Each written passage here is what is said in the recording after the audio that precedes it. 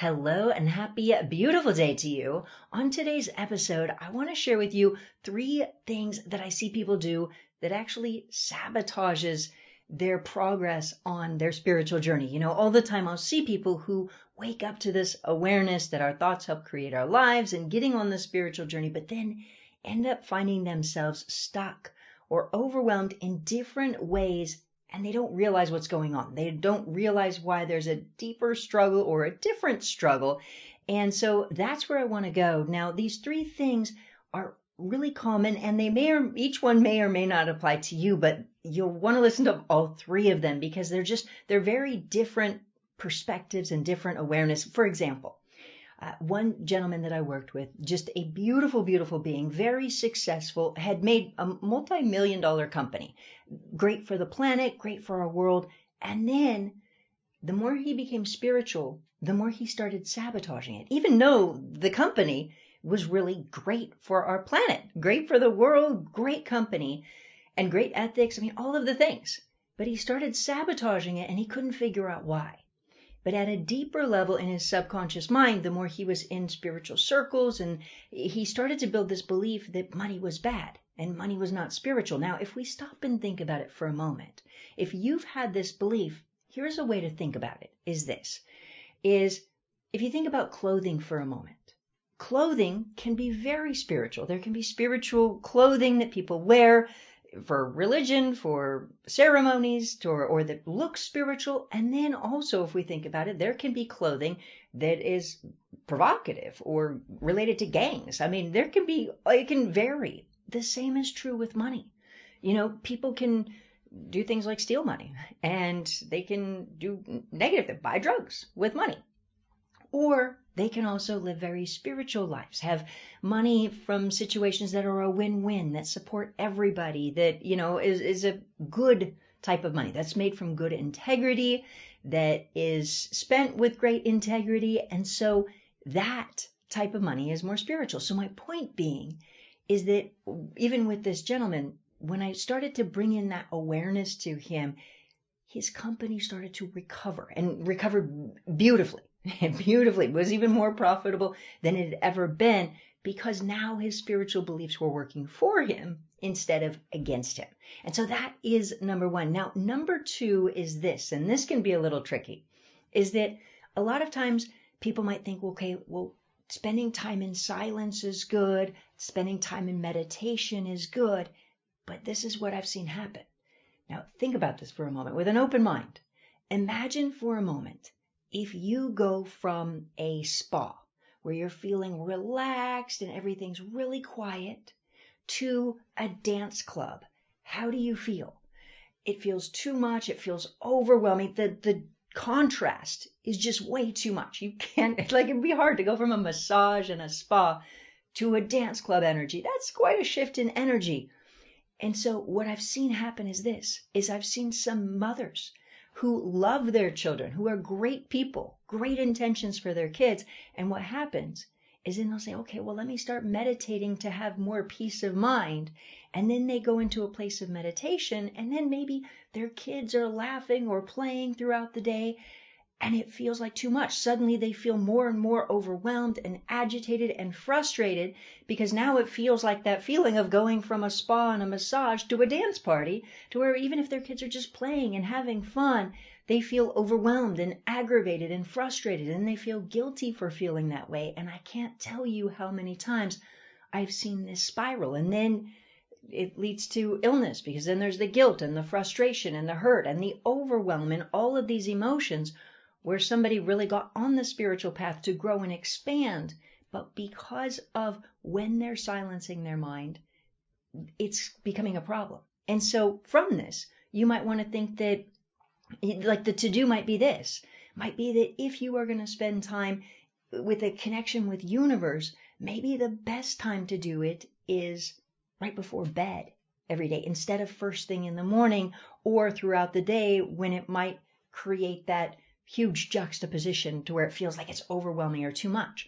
Or what I've had some people do is, instead of just silencing their mind, they're filling their mind with feelings of connection with God, universe, divine, like filling their mind with excitement and joy for the day in the beginning of the day, where they're feeling like, this day is going to be incredible, and thank you, universe, or thank you, God, divine energy, and feeling amped in a positive way. Because then what happens is, then when, let's say, the children wake up and they're getting ready or whatnot, then they're full of happiness and joy, instead of meditating first thing in the morning, and then the kids want to do this, that, and it feels too much and chaotic. I can't tell you how many times I've seen this play out in a negative way that results in somebody who is a great mother or father, who is suddenly feeling overwhelmed with life and everything in it because of that contrast. So that's another, food for thought, just making it very practical.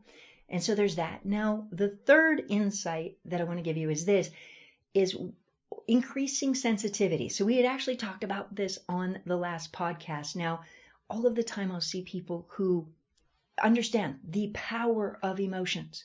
And so they start getting more and more and more tuned into their emotions. But now imagine for a moment if they don't know how to shift their emotions. They don't know how to really clear patterns and clear the negativity or clear the triggers. What happens? It's like becoming aware of weeds in the garden that you didn't know were there before, but you come more and more and more aware of them, and you don't know how to clear them. You can actually start to feel more overwhelmed or more inundated if you don't have an effective way to really transform them. And further, we had talked about, even on the last podcast episode, I worked with a beautiful volunteer, Sophie, but when I had worked with her, we'd also talked about just that feeling of being very, very sensitive. And I have seen that before so often, where people start to take in and program into their minds that it's great to be sensitive. But then it backfires to where they start getting sensitive about all kinds of things. Like, I've seen people who were, maybe they get offended because somebody speaks poorly about their dog. And not their actual dog, but a dog that's a similar type. So if somebody said, oh, I don't really love Chihuahuas, and then somebody else is like, oh my gosh, well, I have a Chihuahua, and they're so offended by that. And they feel like they need to stand up for what's right. So that overly sensitive is becoming more of a thing. And you've probably seen that in our culture in a variety of different ways. I mean, I've seen people, even in the past couple months, people who get hugely sensitive, like a man who got very, very, very sensitive about somebody giving feedback on his website, right? And he didn't build it, but saying, hey, this is what you want to do instead. This is what you want to do instead. And this gentleman, a beautiful, beautiful being who used to be extremely successful, has found himself increasingly sensitive to all of these different things. And so, and I can't tell you how often I've seen that, where people are getting more and more sensitive. And if you think about it in our culture, if you ask yourself, do you notice people getting more sensitive, more easily hurt? And so if you recall on the last episode, we talked about sensitive can be a superpower. Like, I've become very sensitive to what people are feeling. And when you're sensitive in a positive way, it helps you to tune in, to know what you're feeling, to transform it, to change it, to be in control of your thoughts and your emotions and reprogram your subconscious mind. So sensitivity can be an absolute superpower. But if you're feeling sensitive where you're easily hurt and offended, and that's not good, because that's like becoming very sensitive, and every time somebody touches you, it's painful. That's not helpful for your life. And so that's another thing that I've seen. And I just wanted to expand on that a bit from last week's podcast. And by the way, if you missed that, then I strongly recommend going back and watching that video. I'll make sure to have my team put it in the link. But just that awareness, because let's be honest, if you really look at our culture, would you say that people are becoming more and more sensitive? And for me personally, like, yes, I want to be more tuned in. And as you can see, when I work with people, if you've seen past episodes, I work with volunteers, help them to release pain in minutes using only their mind. So sensitivity in my life has really been a superpower. It has helped me to heal myself, to change my entire life, to help other people heal themselves also, to figure out healing. It's been absolutely incredible. It's been a superpower. But, and that's true for all of us. The more tuned in we get, the more it can be a superpower. But if we take it in a painful way, it actually becomes a problem. Can lead to illness and pain and problems and all of that. And so that said, I want to invite you to look at any of these 3 insights and notice if they're affecting your life. And if so, definitely look at transforming them. Like, how can you apply this information to improve your life? And by the way, if you are somebody who is working on healing yourself, definitely check out my masterclass. It helps you to understand what most people are overlooking, the top 8 things people are overlooking, and how to get radical results. So come join me for that. It's a free 90-minute class. And as far as these spiritual beliefs, I want to invite you to take them, to look at them in your own life and notice if it's something going on for you. And if so, change it so you can have a happy, healthy, loving, successful life where you're flourishing.